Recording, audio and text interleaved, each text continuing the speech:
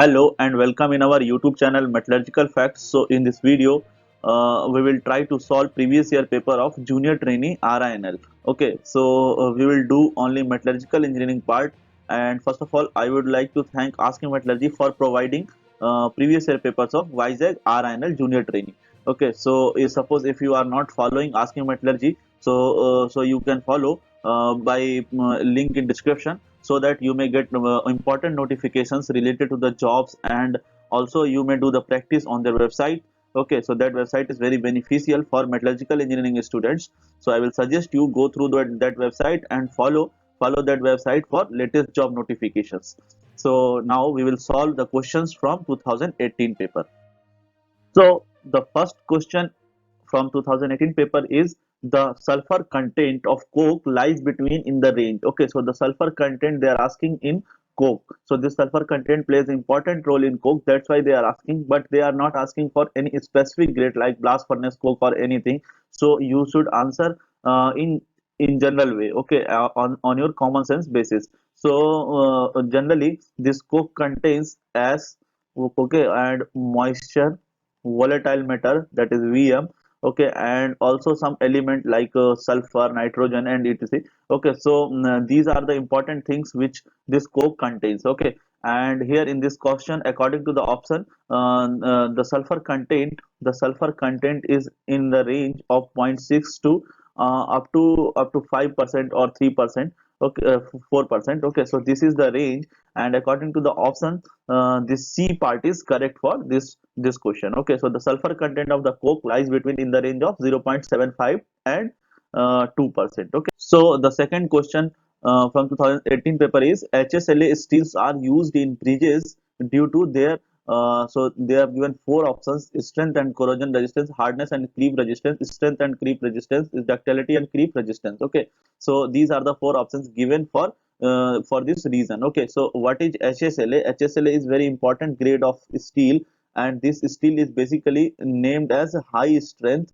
As the name suggests, this is HSLA is abbreviated form. So high strength low alloy steel is known as HSLA. Okay, so this steel is basically high strength and low alloy steel. As name suggests, we need not to do the alloying, much alloying, but we will get the high strength. Okay, and these steels are also known as micro alloyed steels.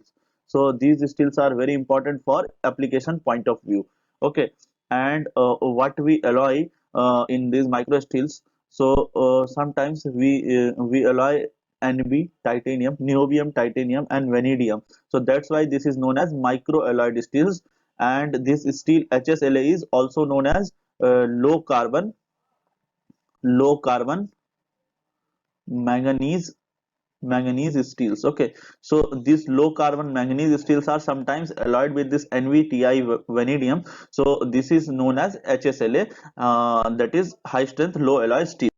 These are strong carbide and strong nitride formers. Okay, so as the name suggests, these steels, HSLA steels, have a high strength. So so from the common sense basis, we can assume that the strength, the option which contains strength may be correct. Okay, so A and C may be correct. So B and D is incorrect, because there is no role of hardness and ductility in this case. And also creep resistance is dominant, where the temperature plays an important role. Okay, we know this is time temperature phenomena. Okay, so according to the options, C option contains strength and creep resistance. So in bridges there is no role of this creep resistance. Okay, so A option is correct for this question. So HSLA steels are used in the bridges due to their strength and corrosion resistance.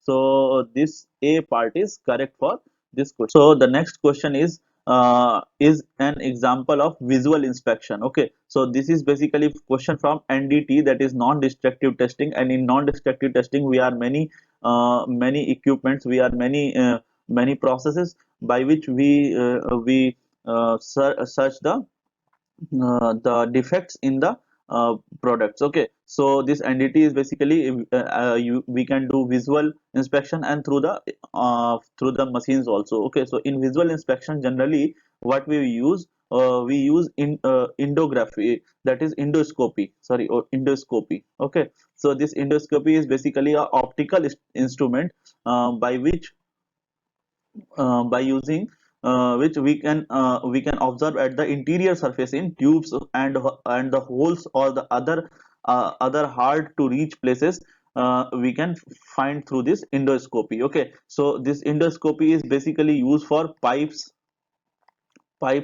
boilers, cylinders. Okay, so for these type of products, we can use this endoscopy for motors, for reactors. Okay, so this is a type of visual inspection, heat exchanger. So these are the example where we can apply this endoscopy for observing the defects. Okay, which is not observed by the naked eyes. Okay, so and other proper other products and other products with narrow inaccessible cavities. Okay, so we can use these all this endoscopy process for all these products for finding the defects. Okay, so radiography and liquid penetration is basically used for surface defects, and radiography is basically used for internal defects, like that spectroscopy also. So here this D option is correct. D option is basically and visual inspection, which is used for finding the defects. Okay, so now you understood where we can use this endoscopy. So the austenite phase gets transformed to martensite phase in steels. This is called as. Okay, so four options are diffusion transformation, high temperature transformation, a thermal transformation, very high temperature transformation. Okay, so there are four options they have given, and first of all, I will tell you that the austenite phase that gets transformed to the martensite phase is not a diffusion process, that is a shear mechanism. Okay, so this is basically based on the shear mechanism. So first option is correct, so this is not diffusion transformation. Okay, and also B and D option is that doesn't make any sense, because high temperature transformation, very high temperature transformation, if they will not give the temperature range, we cannot assume what temperature is high for them. Okay, so this option doesn't make any sense, so we are having C option left with. Okay, so this C option is a thermal transformation. What is this a thermal transformation? A thermal transformation is basically a reaction which is not a reaction which is not thermally activated, which is not thermally activated, is known as a thermal transformation, and this is basically a diffusion less process. Okay, and we also know the transformation of martensite from austenite is a diffusion less process, that is shear mechanism. Okay, so from there we can confirm that this athermal martensite, this athermal transformation is basically the austenite phase that gets transformed to the martensite phase. So C option may be correct for this question. Okay, so C is correct here. And in addition, I will tell you that this thermal transformation is very rapid. Okay, so there is no control of time on it. Okay, so this is time independent process also, but temperature plays an important role, but this process is time independent. So C option is correct for this question. So the next question is the composition of high speed steel is. Okay, so these options are very confusing. So first of all, we will try to understand how we can remember this high speed steel composition. Okay, so these options are very confusing. So I will suggest you don't directly go through the options in these cases. Okay, so you will be confused and you may choose the wrong options. So what is this high speed steels? High speed steels are so called because of their ability to maintain a high level of hardness. So hardness is very high in these cases, and this hardness is very high during the high speed machining operations. Okay, so this high speed steels, I will say HSS, this high speed steels contains approximate 1% of carbon, and in sometimes this carbon percent is also up to 1.5%. So this high speed steel is very high carbon steel.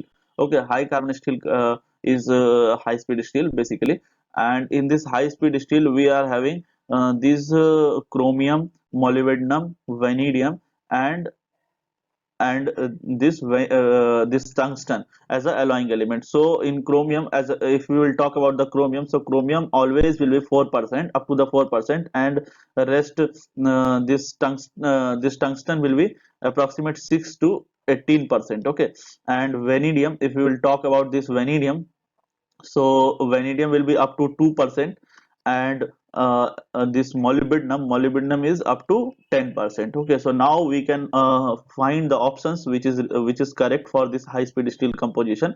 So the option which is starting from chromium 4%, that will be the correct. Okay, so rest is the tungsten, that is 6 to 18%. So this is also correct, and in the case of vanadium it is 2%, so sometimes it may be 1% also.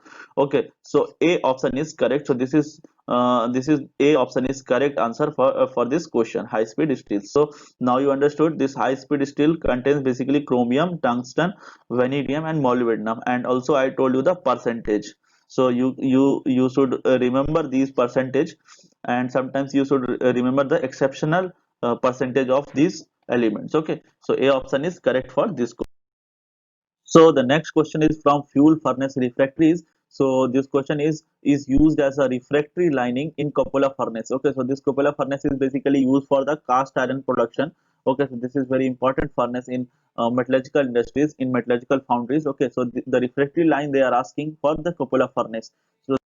So these refractory may be classified into the three parts, and that three part is acidic refractory, basic refractory and neutral. Okay, so these are the three part of this refractory may be classified according to the chemical reactions in furnaces. Okay, so these fire clay and silica is basically acidic refractory, this magnesia is basic, and this alumina is neutral. Okay, and other options for this neutral is chrome. You should remember this also, they may ask the question from classification also. So zirconia and carbon, so these all are neutral refractories, and magnesia is basic.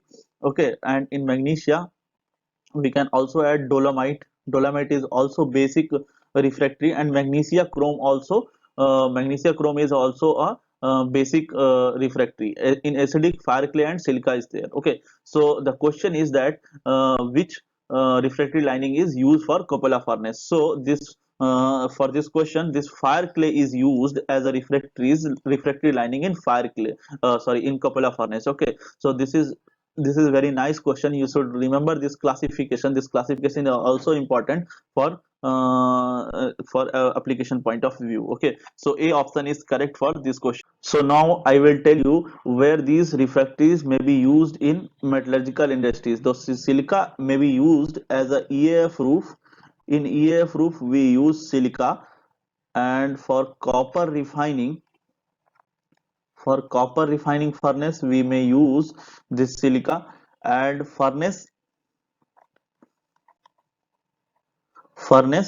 hearth furnace hearth of steel making. Okay, so we can use this silica as a refractory in EF roof, copper refining furnace and hearth of steel making. Okay, and about this magnesia, so magnesia may also be used in EF.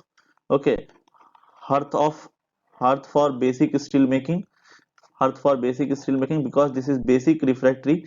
Okay, so this is basically the application or example of this refractory where we can use. Okay, so this is very important question, that's why I'm focusing on this. So secondary refining vessel, we can also use this magnesia in secondary refining vessel. And what about this alumina? So alumina may be used as a high temperature kiln, in high temperature kiln. Okay, hot stop cap.